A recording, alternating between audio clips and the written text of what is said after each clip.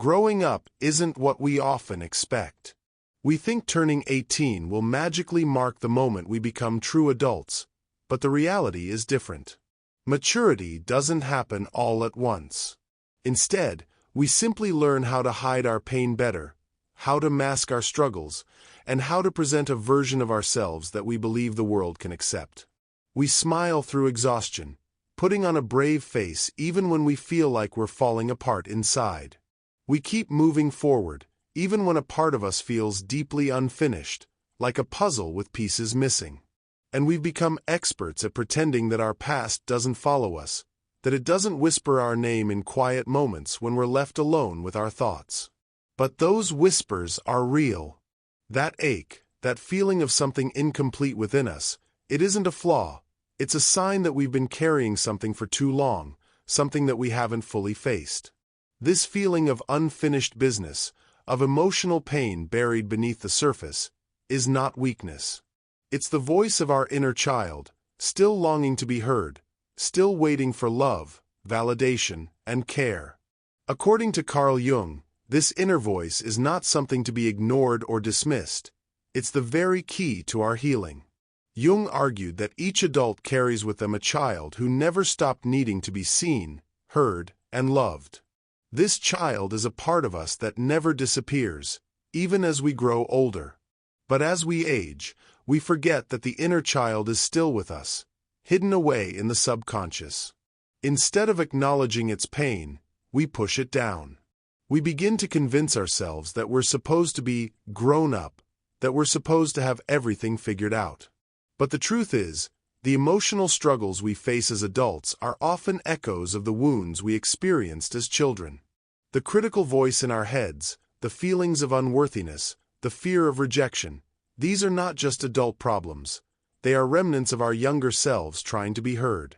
Jung believed that healing the inner child was not a trendy or superficial concept. It's about going back to the root of our pain, to the moments when we first felt disconnected or unloved. It's about acknowledging that the struggles we face as adults are often a reflection of the unresolved emotions from our past. Healing this part of ourselves is not just about moving on. It's about bringing those hidden, hurting parts of us back into the light, where they can finally heal. In essence, we don't just grow up by getting older. We grow up by facing and healing the parts of ourselves that we've buried for too long.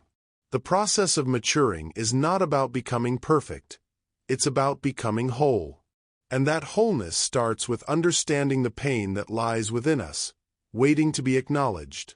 When we allow ourselves to heal the inner child, we take the first step toward true adulthood, a deeper, more authentic version of ourselves, free from the shadows of the past. As we grow older, we often forget that the child inside of us is still very much alive. We may leave childhood behind physically, but emotionally, our inner child is always present, hidden deep within our subconscious. This child is not just a part of our past. It continues to shape how we experience the world, how we react to others, and how we feel about ourselves. The inner child is the part of us that holds our earliest experiences, emotions, and beliefs about love, safety, and worth.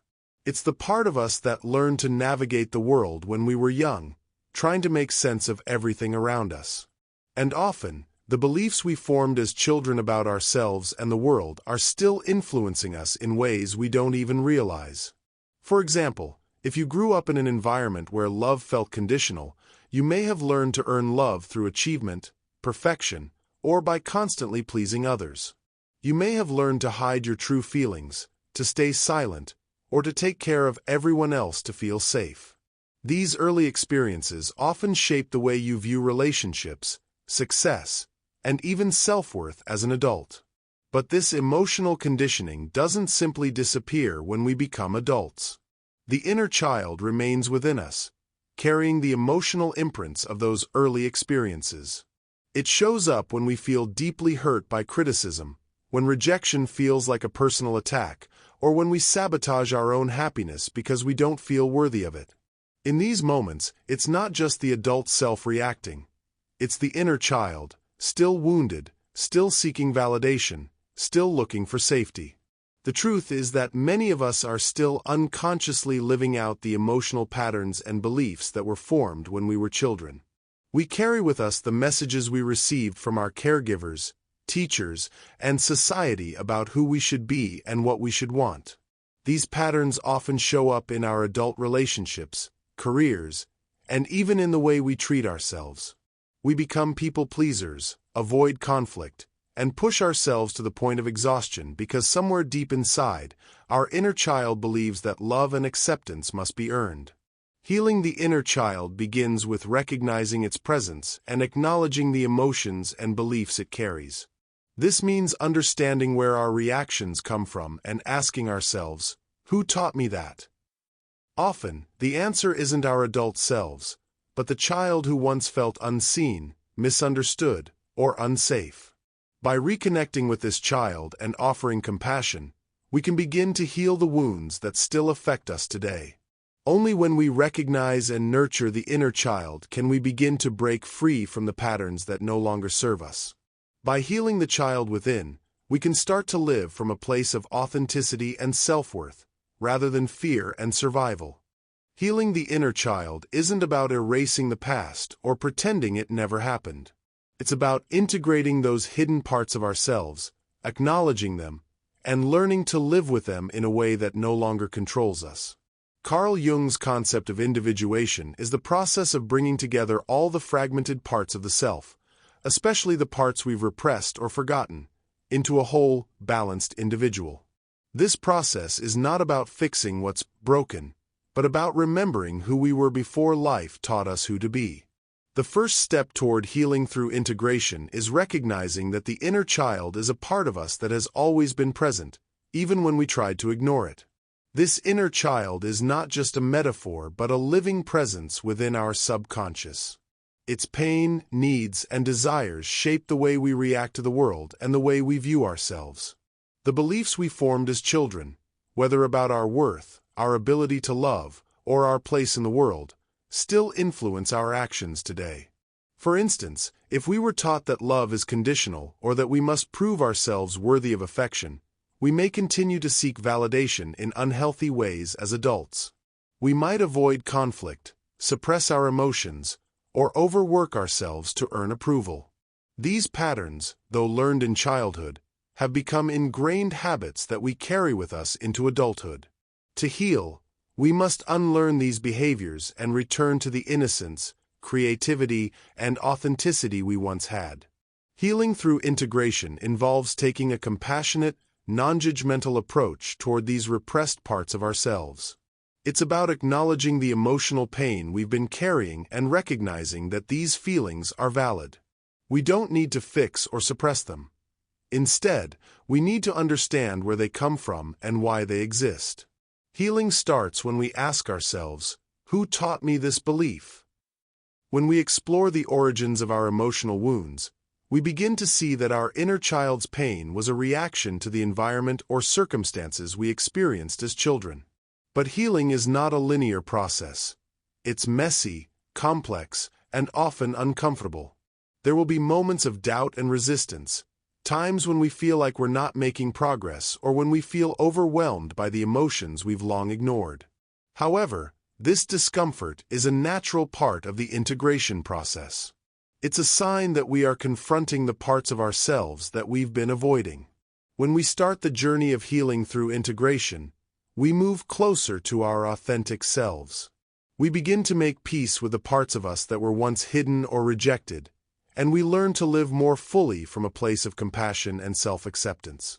This process doesn't happen overnight, but with each step, we grow closer to the wholeness that we've been searching for all along. Healing through integration is not about changing who we are. It's about accepting and embracing all of who we are, including the inner child, and allowing ourselves to heal fully. Healing the inner child isn't just about understanding the pain we've carried. It's about transforming that pain through compassion. When we talk about healing, we often imagine a journey of struggle, but in reality, true healing happens when we approach our wounded parts with kindness and understanding. Compassion is the key to transforming the emotional scars of our past into sources of strength and wisdom. Carl Jung believed that transformation begins when we stop avoiding our pain and instead sit with it. This isn't about wallowing in suffering or remaining stuck in the past. It's about meeting ourselves exactly where we are, without judgment, and extending the same kind of love and care to our wounds that we would offer to a hurting child. Compassion is the antidote to the shame, fear, and guilt that often surround our emotional pain. Instead of running from the discomfort, we learn to acknowledge it and hold it with tenderness. The transformation begins with recognizing that the pain we feel isn't a flaw or something to be ashamed of. It's part of our human experience. Whether it's the fear of rejection, the ache of abandonment, or the belief that we're not enough, these emotions stem from our inner child's attempt to protect itself in a world that often felt unsafe or unkind. By treating these emotions with compassion, we allow ourselves to release the grip they've had on us. When we can show compassion to the wounded parts of ourselves, we begin to shift the way we interact with the world. This shift isn't immediate, nor is it always easy. It requires patience and a willingness to sit with discomfort. But when we approach ourselves with love and understanding, we begin to see our past in a new light. We stop blaming ourselves for the wounds we carry and start understanding them as invitations for growth. Our pain, instead of being a source of shame, becomes a wellspring of wisdom. Transformation through compassion also means acknowledging the parts of ourselves we've neglected or rejected. The inner child, once ignored or silenced, is now given permission to speak, to feel, and to be heard. As we heal, we rediscover the qualities we once had as children: curiosity, creativity, innocence, and wonder. We learn that these parts of us are not weak, but powerful. Compassion allows us to embrace the fullness of who we are, with all our vulnerabilities and strengths. Ultimately, transformation through compassion isn't about becoming perfect. It's about becoming whole. It's about embracing all parts of ourselves, even the ones that we once believed were broken. As we do this, we not only heal our inner child, but we also begin to live more authentically. We move from a place of defense to a place of authenticity, where our actions and choices are driven by love, not fear. The more we nurture and heal our inner child, the more we transform our pain into power, our wounds into wisdom. Living whole means embracing all parts of who we are, every experience, every joy, every wound, and integrating them into a unified sense of self. This is the final step in the healing journey, where we no longer see ourselves as fragmented or broken, but as complete and evolving. It's about finding peace, not in perfection, but in acceptance of who we truly are. As we heal our inner child, we begin to stop seeking validation from external sources. For so long, we may have felt the need to prove our worth, to others, to ourselves, or even to the world. We believed that love had to be earned, that success defined our value, or that we needed to do more, be more, and achieve more to be loved and accepted. But when we start living whole, we realize that we don't need to prove anything. We are worthy simply because we exist. Healing doesn't erase pain or struggles, but it changes how we relate to them. Instead of allowing the pain of the past to dictate our present, we begin to see it as a part of our story, a chapter that helps shape who we are today. The scars, the brokenness, the difficult moments, they no longer define us, but rather, they inform our strength, our resilience, and our growth. We stop identifying with our pain and start seeing it as evidence of our survival and our capacity for transformation.